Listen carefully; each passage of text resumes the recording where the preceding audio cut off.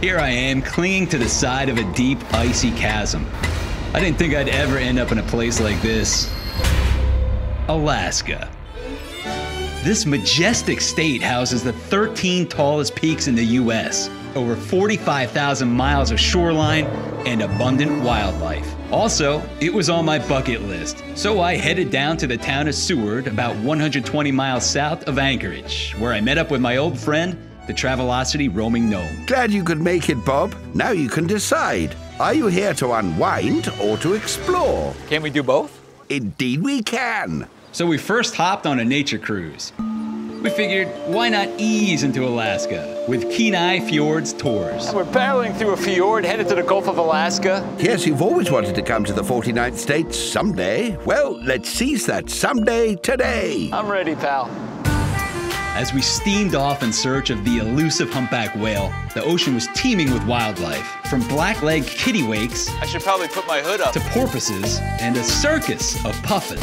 That kind of walk around like this. We encountered a colony of stellar sea lions, the largest species of sea lion, and weighing up to 2,500 pounds. Two large males were fighting over a gaggle of females chillaxing on the rocks below, who were clearly the winners here. Still hoping for a whale sighting, I checked in with Captain Greg. Pretty good visibility and a good chance of seeing one. So I enlisted my well-practiced mating call to draw them up from the deep. Oh, Bob, stop. Look to 10 o'clock. Whoa! That's a Northern Pacific humpback whale. They can grow to nearly 60 feet long. And as we moved farther into the Kenai Fjords National Park, it seemed to be changing seasons. And what finally appeared in front of us was breathtaking. The Ayelik Tidewater Glacier, as it calved and crumbled into the sea. So, Bob, I bet you'd like to get up on top of one of these glaciers. So it turns out the roaming gnome was not kidding. Bob, meet your pilot Mike from Marathon Helicopters. All right, Mike. Where am I exactly? So we're flying through the Kenai Mountains right here. What's that glacier we're about to visit? We're heading right for Godwin Glacier. Mike set us down on a moonscape, and we met up with our guide. Man, how you doing? I'm Bob. Trevor, exit glacier guide. Little did I know the guys had a secret for me, high up on the glacier. And a recurring warning. Don't fall into that hole. Okay. You would definitely die if you fell into that one.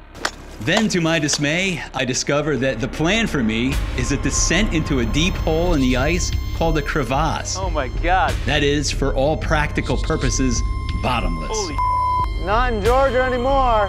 Which takes us back to where we started, with the Earth trying to swallow me whole. Oh, Bob, the Earth is not going to swallow you. Now enjoy yourself and begin your climb back to the top.